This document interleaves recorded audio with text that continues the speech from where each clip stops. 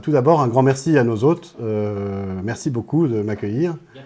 Merci pour cette possibilité que vous me donnez de parler de toutes ces recherches.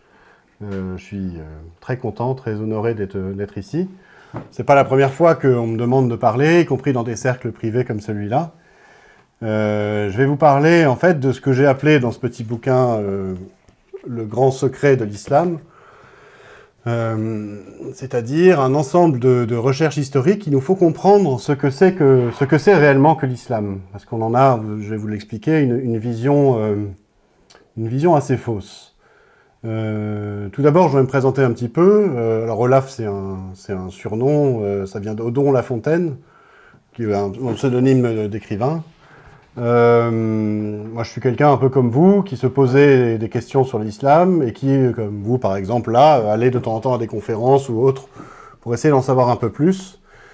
Bon, j'avais pas spécialement une formation d'historien, même si j'ai toujours beaucoup aimé l'histoire. Moi, j'ai fait une école de commerce, je travaillais comme consultant. Mais par cette curiosité comme ça, j'en suis venu petit à petit. Et notamment par le fait que j'ai eu des amis musulmans à qui j'avais des discussions sur la religion musulmane et que ça m'a fait lire un Coran et me rendre compte par moi-même de ce que c'était que le texte coranique, de ce que c'était que, on va dire, les commandements de l'islam. Ça m'a fait me rendre compte qu'il y avait beaucoup de choses qui collaient pas en fait entre le discours des musulmans sur leur religion, comme quoi c'est la dernière religion révélée par Dieu, qui vient après le judaïsme, qui vient après le christianisme. Ce discours-là, et puis ce qu'on en lit dans le Coran, où en fait on se rend compte que, alors qu'on peut voir dans les évangiles un accomplissement du judaïsme, on a du mal à voir dans le Coran un accomplissement du christianisme, en fait. On y voit plutôt un retour au judaïsme ou un retour à un certain esprit juif. Et donc, j'ai toujours été intrigué par ces contradictions, ces incohérences. Et c'est ça qui m'a fait aller rencontrer des chercheurs, lire des ouvrages, en me disant c'est certainement en cherchant sur les origines de l'islam qu'on trouvera les réponses à ces contradictions et ces incohérences. Et effectivement, les réponses, on finit par les trouver. Et je les ai trouvées notamment grâce au travail d'un chercheur étonnant qui s'appelle Édouard Marie-Gallet, qui est prêtre chez les Frères de Saint-Jean, et qui a travaillé une thèse monumentale qui reprend en fait toutes les découvertes de l'islamologie jusqu'à à peu près 2004, la thèse a été soutenue à cette époque-là, et qui les articule dans un cadre général qu'il a proposé donc, c'est sa thèse, un cadre qui explique l'apparition de l'islam dans l'histoire à partir des événements historiques, à partir de faits, et qui donne une explication logique, posée, rationnelle, à des événements que les musulmans eux-mêmes n'expliquent que par le merveilleux, par l'intervention de Dieu, d'un ange, d'un cheval ailé, de tout plein de choses. Cette thèse en question, qui s'appelle « Le Messie et son prophète », donc, qui a été publiée en 2005, c'est 2 gros bouquins, ça fait à peu près 1000 pages. J'ai lu ça, les bras m'en sont tombés, et j'ai remarqué, hélas, que la thèse en elle-même était difficile d'accès. C'est-à-dire que c'est écrit, c'est universitaire, c'est très pointu. C'est assez peu accessible au grand public, en fait, alors même que le propos, l'explication de l'islam, on va dire la dissection de l'islam et de ce que c'est que la foi musulmane, ça m'a semblé être capital pour les temps qu'on est en train de vivre, pour la rencontre ou la confrontation qu'il y a entre on va dire, l'islam et l'Occident, d'une certaine façon. Et c'est ce qui m'a motivé à écrire une petite vulgarisation de cette thèse, qui initialement est parue sur un site internet, vous pouvez la lire et la télécharger gratuitement, qui s'appelle « Le grand secret de l'islam ». Et c'est un petit bouquin, sur internet ça fait 90 pages, et dont j'ai fait un livre papier que vous pouvez trouver soit ici, là, soit sur Amazon, où vous pouvez donc aussi télécharger librement, et vous pouvez aussi télécharger librement le résumé. Ça, je vous le distribue, ils sont là, j'en ai pris une quarantaine, un petit résumé en 8 pages que je vous incite à prendre. Vous aurez vous pouvez me le prendre maintenant si vous voulez. Vous aurez comme ça quelques points clés de l'histoire de l'islam. C'est un travail que j'ai conduit donc avec le Père Gallet, qu'on a fait ensemble, même si c'est moi qui ai quand même tout rédigé. Et c'est un travail donc à la fois de vulgarisation de sa thèse et puis de mise à jour au regard de recherches nouvelles. Et effectivement, bon, ça se diffuse. Si je suis là aujourd'hui parmi vous, c'est parce que ça s'est pas mal diffusé, quoi. Et que de plus en plus de gens comme ça s'intéressent à la recherche historique Et ils ont bien raison, parce que cette recherche historique, elle fait émerger en ce moment des faits complètement nouveaux, ou du moins des vestiges archéologiques, des pièces de monnaie, des textes, des nouvelles analyses, qui nous montrent ce qu'a été l'islam. Parce que, il faut bien le dire, je pense que vous en êtes assez conscient, on a dans nos sociétés occidentales une vision de l'islam assez, on peut dire, je ne sais pas être trop méchant, elle est assez lointaine, quoi. Assez lointaine. C'est relativiste en tout cas, ésotérique peut-être un peu aussi. On a une vision de l'islam par analogie avec ce que nous, on estime être la religion. C'est-à-dire qu'on voit l'islam comme une religion. Or, le mot même de « une religion » ne veut rien dire. Le judaïsme, c'est le judaïsme, le bouddhisme, c'est le bouddhisme, je sais pas moi, le catholicisme, c'est le catholicisme. Et faire des équivalences entre les religions, c'est un concept de sociologue, mais ça n'a pas d'incidence dans le réel. La pratique bouddhiste, qu'est-ce qu'elle a à voir avec la pratique judaïque ou avec la pratique islamique? Qu'est-ce que ça change pour qu'est-ce que croit un musulman? Qu'est-ce que croit un bouddhiste, par exemple? Enfin, parler d'une religion, c'est très relativiste et c'est très récent comme terme. Au fil des siècles, là, depuis 1400 ans que l'islam existe, les chrétiens n'ont jamais considéré l'islam comme une religion. Ils avaient un tout autre discours sur le sujet, quoi. Et en particulier, ils n'avaient pas ce discours qui s'est développé à partir des années 50, 40, peut-être un peu avant, qui s'est beaucoup formalisé autour du travail de Louis Massignon. Vous connaissez peut-être Louis Massignon, un islamologue qui est mort en 62 ou 63, et qui a beaucoup fait pour la présentation de l'islam en Occident comme une religion, justement. Dans son dernier bouquin, qui est paru en 1962, il écrivait dedans que l'islam constitue une réponse mystérieuse de la grâce à la prière d'Abraham pour Ismaël et les Arabes, et que Dieu aurait à ce moment-là, je poursuis la note, il aurait donné aux Arabes, Dieu a donné le Coran en signe de bénédiction aux Arabes. Et vous voyez comment on peut arriver à considérer, avec un relativisme absolu, que l'islam serait à ce moment-là une voie de salut choisie par Dieu pour les Arabes. Et alors, voilà, il faudrait imaginer que, je sais pas moi, le christianisme serait la voie de salut choisie par Dieu pour qui? Pour les Romains, ou bon, enfin pour d'autres gens. Puis que pour, je sais pas moi, les Asiatiques, il y aurait le bouddhisme, et ainsi de suite. Et c'est un peu comme ça qu'on a connu l'islam en France depuis ces années-là. Le Massignon en question était quelqu'un de très influencé par la mystique soufie, qui est une branche très ésotérique, très spirituelle, si on peut parler comme ça, de l'islam. Et ça en a donné une certaine image, quoi. Or, ce que trouvent aujourd'hui les chercheurs qui étudient le sujet des origines de l'islam, vous allez voir que ça vient complètement à l'encontre de ce que écrivait le dit Massignon en 1962. Parce qu'en fait, il faut être bien conscient qu'en ce moment, particulièrement depuis Internet, en fait, depuis les années 2000, il y a une révolution qui est en cours dans le monde des études islamiques. Il faut voir que les études de l'islam, les études sur l'islam, sont une discipline relativement récente, en fait. En Occident, on s'intéresse de façon scientifique à l'islam, on va dire depuis la fin du 19e siècle, même s'il y a eu avant des traductions du Coran, il y a eu des critiques théologiques de l'islam, et des études proprement historiques, c'est vraiment très récent. Et ces études-là ont connu un développement formidable depuis les années 80. Il y a eu quelques publications retentissantes, mais particulièrement depuis les années 2000. Et c'est notamment ce dont rend compte le père Édouard Marie-Gallet, dont je vous ai parlé, là, dont j'ai vulgarisé les travaux. Et effectivement, des chercheurs mettent à jour des vestiges ou produisent de nouvelles analyses qui font, d'une certaine façon, complètement voler en éclats le discours traditionnel de l'islam sur ses origines. Vous le connaissez certainement, puisque ce discours-là, d'une certaine façon, il est infusé dans notre société par l'éducation nationale, par une espèce de doxa médiatique, qui voudrait nous faire croire que l'islam proviendrait lointainement de la prédication d'un certain Mahomet dans le désert d'Arabie. Vous connaissez l'histoire, Mahomet aurait été un caravanier, né dans la ville de la Mecque. Alors la Mecque, aujourd'hui, c'est là où se fait le grand pèlerinage des musulmans, qui est situé dans le désert, donc une ville dans un environnement très hostile. Mahomet serait né là, on pense, en 570, et en 610, il aurait reçu la visite de l'ange Gabriel, qui lui aurait récité des sourates du Coran, qui lui aurait enjoint de les proclamer à la Mecque, aux Mécois. Il aurait comme ça gagné petit à petit des adeptes.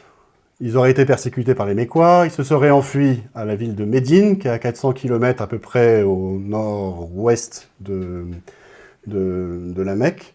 Et de là à Médine, Mahomet se serait mu en chef de guerre et en chef politique, toujours recevant la visite de l'ange Gabriel et toujours recevant des sourates du Coran qui continuaient des versets coraniques qui continuaient de révéler et qui lui enjoignaient de devenir ce chef politique. Et puis de là, il est parti à la conquête du monde sous l'ordre, l'impulsion de Dieu, soi-disant. Donc il a repris la Mecque, et puis ses successeurs, après les califes, ont conquis le grand empire musulman.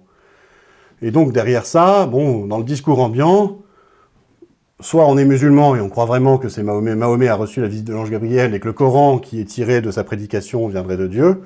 Soit on est, je sais pas moi, laïque bontain et on va dire, bon, c'est l'expérience spirituelle de Mahomet ou sa prédication qui sont à l'origine de l'islam. Donc là, vous avez à peu près le discours convenu sur l'islam, et vous voyez que ce discours convenu, qu'il soit laïque bontain ou musulman, il part toujours de présupposer qu'on n'a jamais vraiment vérifié, en fait. À savoir, la ville de la Mecque qui existait, le Coran qui vient effectivement de la parole de Mahomet lui-même, et diverses autres choses que la recherche a complètement mis à mal aujourd'hui. Par exemple, la ville de la Mecque, donc, que vous connaissez, là, je crois que c'est à peu près, ça a été très, très récemment là, le grand pèlerinage, avec peut-être 1,5 million ou plus de musulmans qui y sont venus. On a montré aujourd'hui que cette ville n'existait pas à l'époque de Mahomet.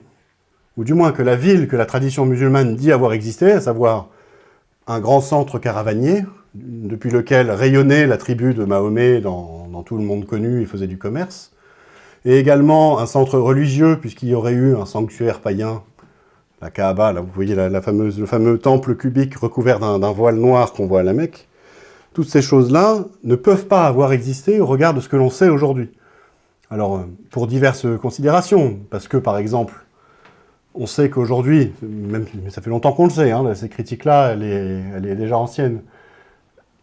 L'environnement à la Mecque est absolument hostile. Il doit y faire 40 degrés en ce moment et peut-être 50 ou 55 au soleil. Il n'y a rien qui y pousse et il n'y a absolument pas le nécessaire sur place pour y faire subsister une population avec des cultures vivrières ou autres. Tout doit y être apporté de l'extérieur. En particulier, il est impossible d'y développer une agriculture ou un élevage.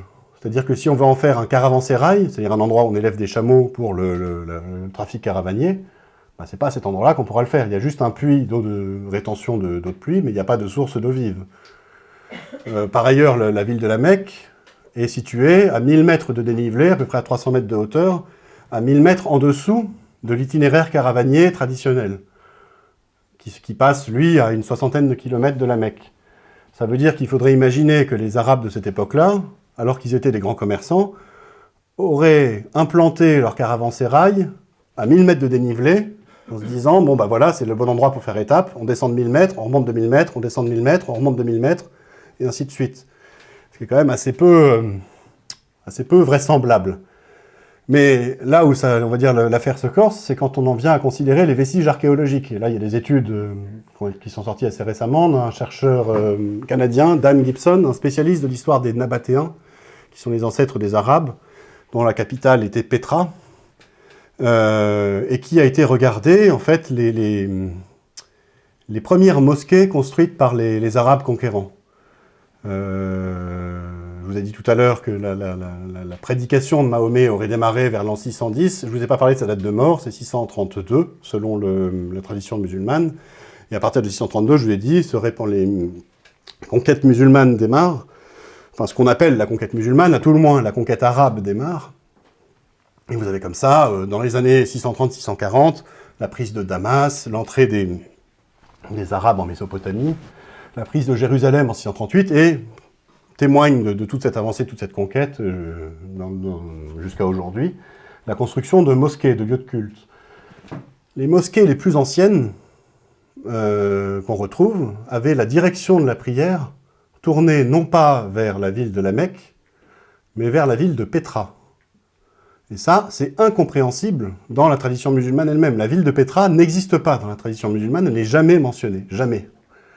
Jamais mentionnée en tant que telle. Ce chercheur Dan Gibson, il a étudié des centaines de vestiges de mosquées, certaines mosquées qui sont encore tout à fait opérationnelles aujourd'hui, type la mosquée Al-Aqsa à Jérusalem, que vous connaissez, là, qui défraie la chronique régulièrement. La mosquée Al-Aqsa, par exemple, qui a été construite, je crois, vers 710 ou 715. Ça, c'est en Égypte, ça. Non, la mosquée Al-Aqsa, c'est la deuxième... Enfin, vous avez le dôme du rocher, sur ce qu'on appelle l'esplanade des mosquées ou le mont du Temple à Jérusalem. Vous voyez le dôme avec le dôme doré. Et juste à côté, en bordure de l'esplanade, vous avez la mosquée Al-Aqsa, dite mosquée éloignée, qui est un autre très haut lieu de l'islam dans leur tradition. Et la Qibla, c'est-à-dire la direction de la prière traditionnelle, même si elle a été modifiée depuis, mais l'orientation du bâtiment le montre, et ça on ne peut pas le cacher, ça pointe à Petra. En fait, vous avez de toutes les mosquées qu'il a pu étudier, ce chercheur, toutes les mosquées, celles dont il arrive à déterminer la direction avec certitude, ça pointe à Petra. Les autres, on ne sait pas trop. Mais il n'y en a aucune qui pointe à la Mecque avant l'an 727. C'est-à-dire qu'il faut attendre quasiment presque un siècle après la mort de Mahomet pour voir apparaître une direction de prière dans les bâtiments, et là on parle de vestiges archéologiques, hein, qui pointe à la Mecque. Pourquoi est-ce que la Mecque n'existait pas en tant que telle, dans ce cas-là, auparavant ? Et pourquoi même, à ce moment-là, on n'y trouve aucun vestige? La ville de la Mecque aujourd'hui, c'est devenu, je ne vais pas vous dire une mégapole, mais elle accueille, pour le pèlerinage, des millions de visiteurs. Et donc, pour pouvoir accueillir des millions de visiteurs, les Saoudiens, qui ont un peu aussi la folie des grandeurs, ont transformé l'antique ville de la Mecque, qui est quand même assez... pas très développée, c'est le moins qu'on puisse dire, en un centre ultra-moderne. Et depuis les années 2000, ils ont un projet gigantesque de grande Mecque qu'ils ont mené à bien, et ils ont construit des énormes buildings. Alors, j'ai pas d'écran ici pour vous montrer les photos, enfin, si ça vous intéresse vraiment, je vous montrerai tout ça tout à l'heure, un par un, sur mon ordinateur. Mais on voit bien, par les photos, je ne sais pas si celle-là est visible, mais non, vous voyez rien, là. On voit bien par les photos le gigantisme des travaux qu'ils ont fait. En fait, ils ont détruit quasiment tous les bâtiments anciens, si ce n'est... Bon, là, on la voit à peine ici, mais la petite mosquée, la petite pierre noire et le sanctuaire cubique, ils ont tout détruit pour construire des buildings gigantesques, dont on voit le premier là, qui est une espèce de copie du Big Ben à Londres, mais en 3 fois plus gros, des énormes hôtels, avec donc des fondations qui vont à des 10 mètres, 15 mètres, 20 mètres de profondeur, et donc ils ont retourné tout le sous-sol. Les Saoudiens ne sont pas des iconoclastes non plus absolus, quoi. Ils ont un département d'archéologie, et comme, enfin, maintenant tous les travaux modernes, vous avez toujours des équipes d'archéologues ou des équipes de commissaires archéologiques qui surveillent les travaux et qui regardent si on trouve des choses. On n'a rien trouvé à la Mecque, avec ces travaux gigantesques, où on a retourné tout le sous-sol de toute la ville, rien trouvé qui ne date d'avant la fin du IXe siècle. Et donc en fait, on a un espèce de problème insoluble dans le cadre de la tradition musulmane, à savoir qu'on a avec la Mecque une ville dont on n'a aucune trace en dehors de la tradition musulmane, alors même que c'est impossible qu'une ville de la taille de ce que raconte la tradition musulmane n'ait laissé aucune trace dans l'histoire. Et donc on est bien forcé d'admettre que la Mecque est une création tardive, et que l'islam n'est donc pas né à la Mecque, il est né ailleurs. Mais alors, où est-ce qu'il est né, quoi ? Où est-ce qu'il est né ? Et là, derrière, on a d'autres travaux de chercheurs qui secouent vraiment le cocotier. On a une islamologue très importante, qui s'appelle Patricia Crone, qui est morte il y a 2 ans, et qui a montré, par la redécouverte de témoignages non musulmans des tout premiers temps dits de l'islam, des années 630, 640, 650, 670, jusqu'à la fin du 7e siècle, qui a montré que les témoins non musulmans, ou non arabes, on va dire plutôt, de la conquête arabe, les témoins du Mahomet de l'histoire rendent compte d'une histoire différente de celle de la tradition musulmane. C'est-à-dire qu'ils ne parlent pas d'Arabes qui arriveraient avec une religion nouvelle, l'islam, qui viendrait de Dieu par un ange qui aurait révélé ça à Mahomet. Mahomet n'est pas décrit comme un prophète d'une nouvelle religion. Dans ces témoignages très anciens qu'on a retrouvés, qui sont par exemple ceux d'un moine habitant à Jérusalem qui écrit à sa communauté en Arménie ou en Géorgie, et on va retrouver dans les archives du monastère les lettres en question. Dans ces témoignages-là, on décrit Mahomet comme étant un possible candidat à la prophétie du point de vue des Juifs. C'est-à-dire, qu'est-ce que c'est qu'un prophète pour les Juifs d'aujourd'hui, enfin les Juifs du temps de Mahomet? Ils attendaient toujours le Messie, et le Messie devait être désigné par un prophète. C'est d'ailleurs le rôle du prophète d'oindre le Messie. Alors pour les chrétiens, ce prophète c'est Jean le Baptiste, qui a désigné le Messie, qui l'a baptisé, qui en quelque sorte l'a oint comme ça. Et donc pour un juif en l'an 630, un prophète c'est quelqu'un qui annonce la venue du Messie. Et donc on nous décrit, d'après les témoignages d'époque, Mahomet comme étant quelqu'un qui annonçait la venue du Messie. Or, on sait par ailleurs, par les travaux des archéologues notamment, puis par l'étude des traditions chrétiennes, que toute l'Arabie était christianisée à cette époque-là. Il n'y avait plus d'Arabes païens. Alors, ils pouvaient avoir des reliquats de coutumes païennes, tout comme nous-mêmes avons des reliquats de coutumes païennes d'avant. Hein. On n'a pas jeté, je sais pas moi, tous les menhirs à la décharge publique, ils existent toujours. On a par exemple, je sais pas moi, christianisé des coutumes païennes, du type de la source miraculeuse du dieu Truc, qui est devenue la source de, je sais pas, de Sainte-Claire ou de je ne sais quel saint. Oh, il y avait ça également chez les Arabes. Mais ils étaient tous christianisés. Et donc qu'est-ce que ça veut dire qu'un Arabe chrétien qui annonce la venue du Messie? Il annonce son retour. Et là, on commence à comprendre en fait quel pouvait être on va dire, le contexte politico-religieux de la naissance de l'islam. Et je vais le détailler encore plus par ailleurs, mais on voit bien qu'il est question d'une espèce de retour du Messie, c'est-à-dire d'un déclenchement de l'Apocalypse. Et ces différents témoignages-là, là où ils sont très intéressants et très pertinents à étudier, c'est que la tradition musulmane par laquelle on pensait connaître l'histoire, on réalise qu'en fait cette tradition, elle est mise par écrit au moins 2 siècles, on va dire 180 ans, 150 ans, mais au moins 2 siècles après les faits qu'elle est censée décrire. C'est-à-dire que les différentes traditions, la vie de Mahomet, les chroniques historiques, les interprétations du Coran, ne commencent à émerger et à apparaître dans l'histoire avec des témoignages matériels qu'à partir du 9e siècle, 10e siècle, 11e siècle, donc très longtemps après les faits. Un petit peu comme si c'est seulement à partir d'aujourd'hui, par exemple, qu'on commencerait de voir apparaître des chroniques écrites du règne de Louis XV et de Louis XIV, sachant qu'entre les deux, on peut quand même passer pas mal d'événements, la Révolution française au premier chef. Vous imaginez bien qu'il y a eu comme un impact sur la façon de décrire les événements. Or, ces témoignages dont je vous parle moi, des témoignages non arabes, non musulmans, ils sont contemporains des faits qui sont décrits. Il n'y en a pas beaucoup, mais il y en a quand même pas mal, il y en a quelques dizaines, et même plus que ça, même quand on s'avance dans l'histoire. Ils sont contemporains, ils sont indépendants les uns des autres, là où la tradition musulmane, en fait, se repose, c'est un peu le principe du téléphone arabe, toujours sur les mêmes personnes, en fait. Vous avez certains de ces témoignages qu'on retrouve à des distances très importantes les uns des autres. On retrouve des choses en Géorgie ou en Arménie, comme en Égypte ou au Yémen, on va dire que les choses concordent. Et donc ces témoignages historiques qui font émerger, qui nous montrent un Mahomet différent de celui de la tradition musulmane, dans un sens, ils sont plus pertinents du point de vue historique, du point de vue de la recherche historique, que la tradition musulmane elle-même. Puis après, vous avez encore d'autres études. Vous avez par exemple en ce moment, depuis une trentaine d'années, une chose qui n'avait jamais été faite auparavant, on étudie les manuscrits coraniques les plus anciens. Alors le Coran, comme vous le connaissez aujourd'hui, je ne sais pas si vous l'avez déjà lu, il vient pour l'essentiel d'une recension et d'une harmonisation qui a été faite en Égypte dans les années 20, 1924, on parle de l'édition du Caire, même si, bon, faut quand même reconnaître que c'était relativement harmonisé auparavant, mais comme les musulmans ont refusé l'imprimerie pendant très longtemps, quasiment jusqu'à la fin du XIXe siècle, il y avait parfois des versions, on va dire, différentes. Mais on a des manuscrits coraniques très anciens, et en particulier, on a retrouvé dans les années 70 un manuscrit coranique ancien, alors qu'il n'est pas complet, qu'on pourrait dater quasiment du 7e siècle. De la fin du 7e siècle, 680 peut-être.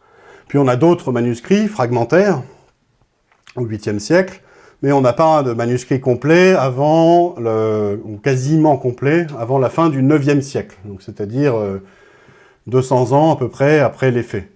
Bon, c'est pas forcément, comment on pourrait dire, un mauvais point pour l'authenticité du Coran, c'est-à-dire le fait qu'il décrive exactement la parole de Mahomet.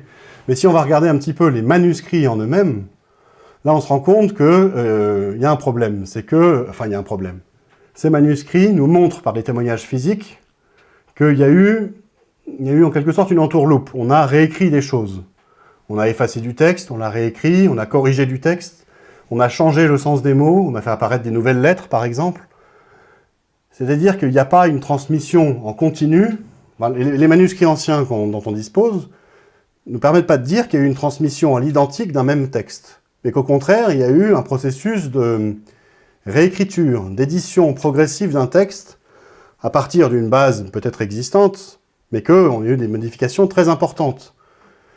Et ça contredit totalement la tradition musulmane, qui nous explique que le Coran provient de la mise par écrit faite une quinzaine d'années après la mort de Mahomet par le calife Othman, la mise par écrit à l'identique de la prédication de Mahomet qui aurait été apprise par cœur par les premiers musulmans. Et là, on est face à, encore une fois, un témoignage que la tradition musulmane ne peut pas expliquer. Elle ne peut pas expliquer le fait qu'il n'y ait pas de traces historiques de la Mecque. Elle ne peut pas expliquer le fait que les manuscrits les plus anciens du Coran, qui datent de 680, 700, 720, présentent des fautes, des corrections, des reprises comme ça. Des palimpsestes, par exemple, des textes effacés et réécrits. On est face à un processus qui ne colle absolument pas avec ce que raconte l'islam lui-même, en fait. Et en fait, comme ça, dans plein de domaines, vous avez comme ça des découvertes nouvelles qui invalident cette tradition.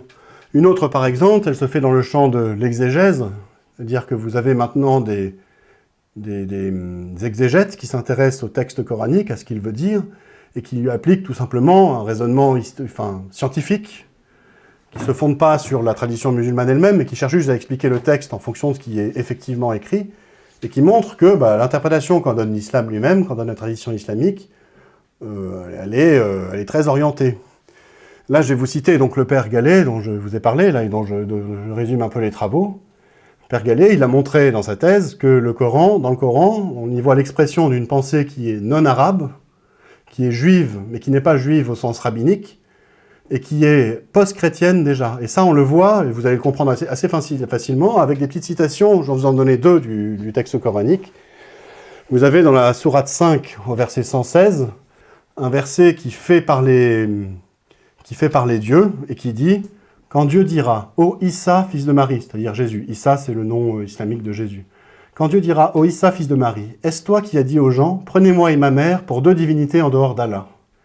Donc là, si j'aborde la chose en exégète, c'est-à-dire je regarde le texte uniquement pour ce qui est écrit, et pas pour ce que la tradition peut m'en dire, qu'est-ce que je vois? Je vois une mise en scène par un prédicateur du personnage de Jésus, qui est interpellé par Dieu à la fin des temps, et qui vient reprocher aux chrétiens d'avoir pris deux divinités en dehors de Dieu lui-même, c'est-à-dire d'avoir une foi trinitaire, de la façon dont les musulmans le croient, et ces deux divinités, ça aurait été Jésus lui-même et Marie.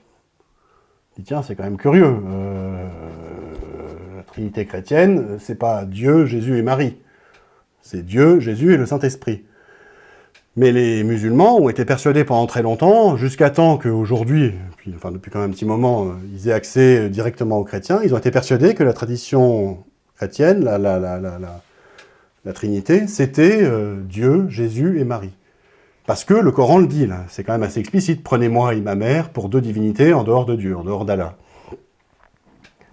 Alors quand on fait des recherches exégètes et qu'on va s'intéresser un petit peu au contexte historique, comme l'a fait le père Gallet, qu'on connaît un petit peu la civilisation du Proche-Orient du 7e siècle, eh ben on se rend compte que chez les chrétiens de langue syriaque qui parlent l'araméen, il y a un jeu de mots qui est constamment employé, et toujours aujourd'hui, si vous allez parler à un prêtre syriaque ou à un chrétien syriaque, il vous le confirmera, un jeu de mots qui est employé pour décrire la Trinité. La Trinité, c'est le Père Dieu, le Fils Jésus, et la Mère, le Saint-Esprit. Parce que le Saint-Esprit est au féminin en syriaque, en araméen, en fait c'est l'aspiration. Et ce jeu de mots, il a toujours cours aujourd'hui. Donc là, en fait, cette petite phrase que je vous ai dit, ce petit extrait du Coran, on comprend en fait que la personne qui a composé ce récit était pétrie de culture syriaque et araméenne, puisqu'elle comprenait la référence culturelle père, mère, fils, que ce verset s'adressait à des gens qui comprenaient également la référence, donc qui étaient eux-mêmes dans la culture syriaque et araméenne, et qu'est venu un moment dans l'histoire du Coran où on a perdu complètement ces références à la culture araméenne et syriaque, où on n'a plus vu les choses que, on va dire, en arabe, et derrière, ça commence à nous apprendre des choses sur l'histoire du Coran. Ça s'est pas passé à la Mecque, les origines de l'islam, ça s'est passé dans un endroit où on parlait l'araméen, où on avait la culture chrétienne syriaque. En Syrie, sur les rivages de la Syrie peut-être, les rivages de la Méditerranée en Syrie. Et puis est venu un moment où, tiens, peut-être quand le califat s'est déplacé à Bagdad, où on s'est coupé de toutes ces racines araméennes historiques de la Syrie. Longtemps, les califes ont eu leur capitale à Damas, en Syrie. Et donc déjà là, par un travail d'exégèse, on commence à voir des choses qui apparaissent. On voit cette pensée qui est non-arabe, araméenne. Araméenne, juive peut-être, là, mais alors, si on prend d'autres versets du Coran, la sourate Marie, qui parle de la Vierge Marie, sourate 19 au verset 28, on y voit régulièrement la Vierge Marie être appelée d'un titre très curieux, qu'on a du mal à comprendre, et que les musulmans eux-mêmes expliquent de façon très bizarre. Marie est constamment qualifiée dans cette sourate qui parle d'elle, Marie, mère de Jésus, hein, d'être la sœur d'Aaron. Aaron, frère de Moïse, que vous connaissez bien, le prototype du grand prêtre, en fait, dans la tradition juive, et chrétienne aussi, le fils d'Imram.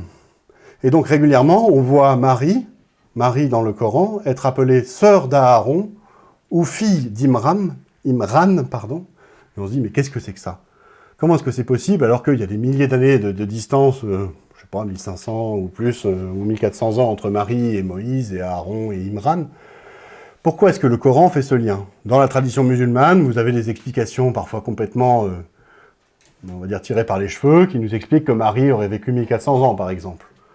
Bon, c'est quand même un peu dur à croire. Mais si on va s'intéresser vraiment au texte, alors là je vais vous lire une citation. « Ô sœur d'Aaron, ton père n'était pas un homme indigne, ni ta mère une prostituée. » Retenez ça. Si on va s'intéresser un peu au texte et qu'on va faire quelques études, on se rend compte qu'au 1er siècle, on avait encore une tradition d'identification de Marie, mère de Jésus, à la sœur d'Aaron. On le voit par exemple dans un écrit de saint Paul. Saint Paul, dans la première lettre aux Corinthiens, que vous connaissez sur le bout des doigts, nous parle de l'exode des Juifs au désert, et il nous dit que voilà, nos pères tous étaient sous la nuée, tous sont passés à travers la mer, tous ont été baptisés en Moïse dans la nuée et dans la mer, tous ont mangé le même aliment spirituel, et tous ont bu le même breuvage spirituel. Ils buvaient en effet un rocher spirituel qui les accompagnait, et ce rocher, c'était le Christ. Alors ça a l'air de rien comme ça, mais en fait quand on va un peu fouiller, dans la tradition juive du 1er siècle, on se rend compte qu'il y avait chez eux la tradition que, lors de l'exode au désert, Marie, sœur d'Aaron, la vraie Marie, sœur d'Aaron, sœur de Moïse, par sa prière, avait valu au peuple juif à l'époque en exode dans l'exil dans le désert, que Dieu envoie un rocher qui suivait le peuple en exode dans le désert, et que quand le peuple faisait étape, le rocher s'arrêtait, et de l'eau en sortait, une source en coulait, et que le peuple pouvait s'y abreuver. Et donc, vous aviez à cette époque-là une tradition encore très vivante, dont on a des traces dans la Tosefta, par exemple, dans les traditions juives rabbiniques, que Marie, sœur d'Aaron, était celle qui avait valu un rocher duquel coulait une source pour les Juifs. Et les chrétiens ont fait le lien avec cette figure-là, en disant « mais ce rocher, c'était le Christ ». Et donc le lien entre Marie, sœur d'Aaron, et Marie, mère de Jésus, il ne peut avoir été fait qu'au sein de la culture des tout premiers chrétiens, parce que cette image, petit à petit, on l'a complètement oubliée en fait. Au 2e siècle, il y a encore des judéo-chrétiens qui la comprennent, mais au 3e, 4e siècle et jusqu'à aujourd'hui, on ne la comprend plus. Il a fallu faire des recherches d'historiens, retrouver de l'iconographie ancienne, pour comprendre qu'en fait, Marie, sœur d'Aaron, l'identification de Marie, mère de Jésus à Marie, sœur d'Aaron, ça peut n'avoir été fait que dans un milieu qui comprend, on va dire, un milieu judéo-chrétien du 1er siècle. Et donc, vous voyez, on trouve dans le Coran des traces d'une pensée judéo-chrétienne du 1er siècle. Alors, si vous reprenez la citation que je vous ai donnée, « Ô sœur d'Aaron, donc ô Marie, ton père n'était pas un homme indigne, ni ta mère une prostituée. » Qui accusait Marie d'être une prostituée? Les rabbins, les juifs rabbiniques.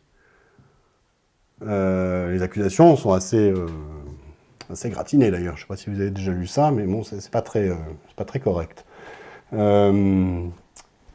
Donc la personne qui s'exprime dans le Coran, là, qui a la culture judéo-chrétienne du 1er siècle, elle est déjà dans un environnement, on va dire, post-chrétien, où il y a déjà des rabbins qui font des critiques très ardues, très dures,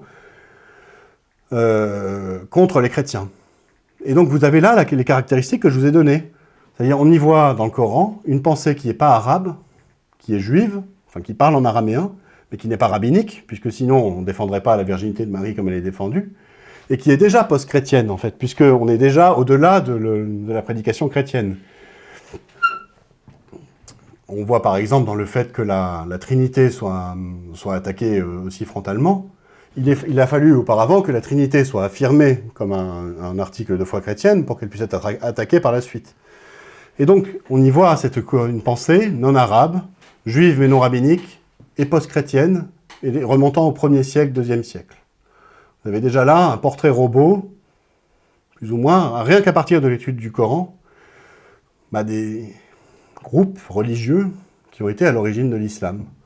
Et donc vous voyez, avec toutes ces découvertes-là dont je viens de vous faire part, c'est pas grand-chose, hein, là je vous ai parlé de, on va dire, 4 types de découvertes sur la Mecque, sur les témoignages historiques du 1er siècle, sur les manuscrits coraniques, et puis là sur l'exégèse du texte coranique lui-même, qu'on commence à avoir suffisamment d'indices sur ce qui s'est passé au temps des origines de l'islam pour émettre des hypothèses qui les prennent en compte et qui expliquent l'islam.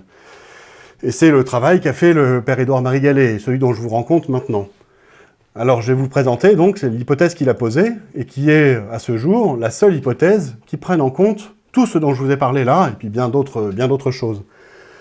Comme je vous l'ai expliqué, l'islam, la tradition musulmane, on peut tout à fait la considérer comme une hypothèse historique, c'est-à-dire un scénario qui essaye d'expliquer ce qui s'est passé en fonction des éléments dont on dispose. Le problème étant qu'en l'occurrence, il n'arrive pas à expliquer l'absence de vestiges à la Mecque, il n'arrive pas à expliquer pourquoi est-ce que les manuscrits coraniques sont raturés, par exemple, et toutes ces choses-là. Le scénario du père Gallet, jusqu'à présent, parmi tous les scénarios qu'élaborent les chercheurs, c'est le seul à prendre tout en compte. Et au point même qu'il prend même en compte des choses qui ont été découvertes depuis. Et c'est donc ce scénario-là que moi je pense être le plus proche de la réalité. Pour le moment, c'est celui, en l'état du dossier historique, qui est le plus probable. Celui-là, en fait, ce qu'il a développé, il repose en fait sur l'histoire de ce groupe juif mais non rabbinique, non arabe dont je vous ai parlé, et déjà post-chrétien. Pour le comprendre, il faut remonter en fait à la prédication chrétienne, à Jésus lui-même, remonter au 1er siècle, et comprendre que la bonne nouvelle, ou du moins la prédication de Jésus, de ses apôtres et des premiers chrétiens, a complètement transformé les mentalités. Et que cette prédication chrétienne avait un caractère radicalement nouveau, on va dire presque révolutionnaire même à l'époque. La bonne nouvelle du salut du mal, c'est aujourd'hui un concept qui a tellement infusé nos sociétés qu'on ne se rend pas compte qu'à l'époque, c'était aussi nouveau. Jésus apporte ça, en fait. L'évangile, c'est ça que ça veut dire, c'est la bonne nouvelle. Jésus, il apporte l'espérance qu'on pourra un jour être libéré du mal. Ça passe par deux dimensions dans la prédication chrétienne. Un salut, une vivification en araméen, est offert dès maintenant aux chrétiens, par le baptême et puis par la vie avec le Christ. Et ça constitue une libération de l'emprise du mal sur soi-même. C'est l'expérience que font les chrétiens. Mais on le sait bien, le mal, ou Satan, reste le prince de ce monde, et le monde reste livré à l'emprise du mal. Et là, la prédication chrétienne est absolument nouvelle et révolutionnaire. Elle explique que cette emprise du mal sur le monde, scandaleuse, insupportable, la corruption, l'injustice, la maladie, je sais pas, les tremblements de terre, les rois méchants, les injustes qui l'emportent sur les justes, tout ce mal-là, le Seigneur explique que c'est pas une fatalité, et qu'à l'accomplissement des siècles, Satan perdra son emprise sur ce monde, et que le mal sera vaincu, et donc il est possible d'envisager un monde entièrement libéré du mal. Aujourd'hui, cette pensée elle est devenue presque banale. Je ne sais pas, c'est celle des communistes, par exemple, celle des révolutionnaires, celle de Rousseau, celle de, je sais pas, de Che Guevara, celle de tout plein de gens, de tout plein de révolutionnaires ou de gnostiques. Cette pensée, à l'époque, elle n'existait pas. On avait affaire dans le monde païen à des gens pour qui l'emprise du mal dans le monde, bah, c'était comme ça, c'était une fatalité, ça faisait partie de l'ordre des choses. Et donc on comprend que quand cette nouveauté a été apportée aux hommes, à l'époque, ça a complètement changé les mentalités. Complètement, quoi. La chose étant que des groupes juifs autour de Jésus, autour des premiers chrétiens, autour de la première communauté chrétienne, judéo-chrétienne à Jérusalem, ont été complètement transformés par l'annonce de cette nouveauté absolue, le salut du monde, le salut possible du monde, et ont en quelque sorte mélangé cette idée que le monde pourrait être délivré du mal avec leurs propres croyances. Là, il faut se situer dans l'environnement de la tradition juive et de l'attente du Messie. Vous savez que les Juifs attendaient le Messie, mais que le personnage du Messie n'avait pas des contours très définis dans la tradition juive. Ce qu'il a vraiment défini, c'est la venue de Jésus-Christ. Là, on voit à peu près ce que c'est qu'un Messie, quoi. Mais dans la tradition juive, le Messie, ça peut être un roi, un grand prêtre, un prophète. C'est quelqu'un qui est décrit en particulier par Ézéchiel ou Isaïe comme devant avoir un rôle politique, devant libérer Israël du mal et de l'impureté. Vous avez dans la pensée juive de cette époque-là, et toujours maintenant, cette idée que le mal, il est lié en fait à la non-observance ou à la mauvaise observance de la loi de Moïse. La loi de Moïse définit le bien et le mal. Si vous observez mal la loi de Moïse, si vous êtes un mauvais juif, vous êtes dans le mal. Et alors là, si vous êtes un non-juif, vous êtes dans le mal aussi.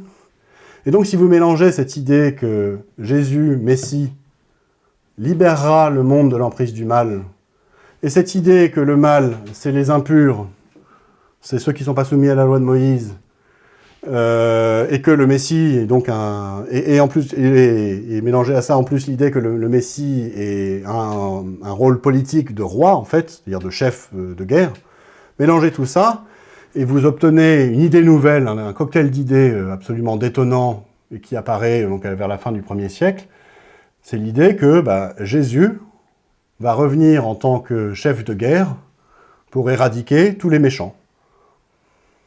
Et ça, c'est une idée qu'on voit apparaître, on en voit la trace dans certains des textes de Qumran. C'est une des analyses qu'a faite le père Gallet dans sa thèse, qui montre bien qu'il y a une transformation de l'idée du Messie, et qu'on passe de l'idée assez floue du Messie chez les Juifs à une idée post-chrétienne d'un Messie qui va exterminer le monde entier, qui va exterminer tous les méchants du monde entier, en fait. Et on comprend, en fait, qu'il a existé dès le 1er siècle, dans l'entourage des judéo-chrétiens, une espèce de croyance juive, de juifs qui reconnaissaient Jésus comme Messie, comme un Messie politique, et qui aurait pour mission d'éradiquer tous les méchants et de soumettre le monde entier à la vraie bonne loi de Moïse. Et là, on voit que l'espérance spirituelle du salut en Jésus-Christ s'est transformée chez ces gens en un projet politique. Et là, c'est l'invention, en fait, de ce qu'on pourrait appeler le messianisme politique et global, à l'échelle de la Terre entière. Et là, d'un point de vue psychologique, c'est plus du tout la même chose que ce qui se passe pour un chrétien. Un chrétien, surtout à cette époque-là, mais nous, occidentaux, on a un peu oublié cette dimension de la foi chrétienne. Un chrétien, normalement, devrait être complètement transporté à l'idée que le Seigneur va revenir et que il vaincra le mal, en fait. Et que le monde n'est pas fatalement destiné à être sous l'emprise du mal, et que c'est cette grande espérance qui devrait nous habiter, et que un jour, le monde sera, grâce au Christ, libéré de l'emprise du mal. Ça, cette espérance, elle a transporté les chrétiens. Mais l'espérance que développent les premiers messianistes, elle est d'une autre nature, en fait. C'est-à-dire que chez eux, l'espérance que le monde sera libéré du mal, elle ne passe pas par l'action de Dieu lui-même, par l'action du Christ, mais elle passe par un programme qui est entre leurs mains, un projet politique. Et ça change tout. Chez ces gens-là, en fait, l'idée première, elle est que le Seigneur va revenir et qu'il va éradiquer tout le méchant, va soumettre le monde à la loi de Moïse, et que ça va se passer, on va dire, en travaillant sur les bonnes conditions qui ont empêché le Jésus auquel ils veulent croire de réaliser sa mission auprès de Dieu. Vous savez que le Christ a été crucifié, qu'il a été trahi en quelque sorte par les autorités juives, livré aux Romains, et donc ces messianistes dont je vous parle, que les chercheurs ont appelés nazaréens, judéo-nazaréens, parce que c'est comme ça qu'ils se nommaient eux-mêmes, se sont dit, ben voilà, c'est parce que le Messie a été trahi par les siens, trahi par les Juifs, qu'il n'a pas pu remplir sa mission, accomplir sa mission. Mais comme il a dit qu'il reviendrait, ça veut dire qu'il va venir finir le boulot, quoi. Il reviendra quand? Quand les conditions seront remplies, c'est-à-dire quand le peuple sera en état de pureté, quand il n'y aura plus des traîtres à la tête du peuple juif, et puis au fil des événements historiques qui se déroulent, c'est-à-dire le temple est détruit, le culte sacerdotal traditionnel juif est détruit également, ils se disent il faut qu'on rétablisse le culte, il faut qu'on travaille il faut qu'on relève le temple pour pouvoir avoir les bonnes conditions qui permettront à Jésus de revenir, finir sa mission. Vous voyez en fait que se déploie chez eux, sous le mirage, sous la séduction qu'exerce l'idée que peut-être un jour le monde pourrait être sauvé, pourrait être libéré du mal, le même genre de séduction qui s'exerce chez un gars qui va faire la révolution avec Che Guevara, en fait, et qui est capable de tout laisser derrière lui pour ce projet complètement fou. Eh ben, on en vient à tordre un peu l'histoire, à se dire que peut-être on pourrait donner un coup de main à Dieu, à se dire que peut-être on pourrait travailler sur les conditions nous-mêmes, et que si nous, on développait une force guerrière et qu'on serait en mesure de prendre Jérusalem et de rétablir le temple et de rétablir la religion, à lire les sacrifices, dans tous les rituels et toute la pureté requise, si on faisait en quelque sorte un petit peu le travail de Dieu, eh ben à ce moment-là, Jésus va revenir et il va libérer le monde. Et c'est comme ça en fait que petit à petit, le projet se transforme en un projet politique et guerrier, quoi. Ça, on imagine que ça se fait entre le 1er siècle et le 4e, 5e siècle, cette transformation petit à petit du projet, dans la mesure où on voit ces judéo-nazaréens que décrivent les pères de l'Église et divers autres témoins, partir à l'écart, peaufiner leur doctrine. On les voit décrits par saint Jérôme, par exemple, qui dit d'eux qui veulent être à la fois juifs et chrétiens, qui ne sont ni l'un ni l'autre. On sait par exemple que la grande révolte des Juifs de l'an 135, avec à sa tête Bar Kokhba, qui sera désigné comme étant le Messie par un rabbin à l'époque, est partie, la révolte, elle est partie justement du village de Kokhaba, où étaient réfugiés ces judéo-nazaréens. Ça, on en a les descriptions. Donc on voit en fait le messianisme petit à petit se déployer dans l'histoire par divers indices comme ça. Le père Gallet en fait la synthèse dans sa thèse, justement, pour nous expliquer qu'au final, pendant ces 4 à 5 premiers siècles de l'histoire, on voit se développer ce groupe des judéo-nazaréens qui développe ce projet apocalyptique, en quelque sorte, de provoquer l'apocalypse, de provoquer le retour de Jésus sur terre, en espérant que Jésus sera celui qui viendra prendre la tête de leurs armées, soumettre le monde entier à la loi de Moïse, éradiquer le mal sous la forme de l'éradication de tous les méchants. Et si on regarde un petit peu les différentes zones d'implantation de cette secte, dont on a les vestiges archéologiques et les descriptions, on se rend compte qu'ils étaient implantés en Syrie, sur le plateau du Golan, autour de la ville de Latakia notamment, implantés également chez les Nabatéens, dont la capitale était Pétra, en Jordanie, et c'est l'endroit même où ils sont partis c'est pas l'endroit même, mais ils étaient partis pendant un temps dans la ville de Pella aussi, chez les Nabatéens, on a des témoignages. Et si on va fouiller un petit peu, si on fait un peu d'archéologie en Syrie, en particulier autour de la région de Latakia, qu'est-ce qu'on trouve? Des vestiges très anciens de la présence de la tribu des Koréchites, une tribu arabe, qui est censée avoir été la tribu d'origine de Mahomet selon la tradition musulmane. Je vous ai dit tout à l'heure qu'on n'a aucun vestige de l'existence de Mahomet et de quoi que ce soit à la Mecque avant le 9e siècle, la fin du 9e siècle. Or, on trouve des vestiges de l'implantation très ancienne de la tribu de Mahomet, s'il faut en croire la tradition musulmane, où ça, en Syrie, à côté de la ville de Latakia, et dans les régions d'implantation de ces judéo-nazaréens dont je viens de vous décrire la doctrine. Et là, on commence à comprendre un petit peu, notamment en faisant le lien avec la tradition musulmane dans une analyse critique, qu'il s'est passé un contact, en fait, entre des tribus arabes commerçantes établies dans la région de Latakia, c'est-à-dire à la fin de la route de la soie, et ces judéo-nazaréens qui vivaient dans un isolement ethnique relatif et qui ont dû aller s'ouvrir auprès des Arabes de leur projet et essayer de les embrigader dans leur projet, d'aller reprendre Jérusalem pour y reconstruire le temple. Et là, on comprend pourquoi et comment on retrouve chez ces Arabes toutes ces histoires bibliques ou parabibliques, comme quoi ils seraient les descendants d'Abraham par Ismaël, comme ce que disent d'ailleurs les témoignages contemporains de Mahomet, dont on dit que Mahomet avait été instruit dans l'histoire de Moïse, et qui connaissait les histoires des Juifs. Et on voit qu'en fait, il y a eu une alliance entre des judéo-nazaréens, des Juifs nazaréens, et des Arabes qui a mené petit à petit à la reconquête de Jérusalem. Et donc en fait, on comprend que le Mahomet de l'histoire, c'est pas un prophète d'une nouvelle religion, c'est quelqu'un qui se fait auprès d'Arabes chrétiens le relais de la propagande juive nazaréenne pour les embrigader dans le projet de reconquête de Jérusalem et de la Terre Sainte, de relèvement du temple et autres, et de relèvement du temple qui devrait faire redescendre Jésus, et ainsi de suite. À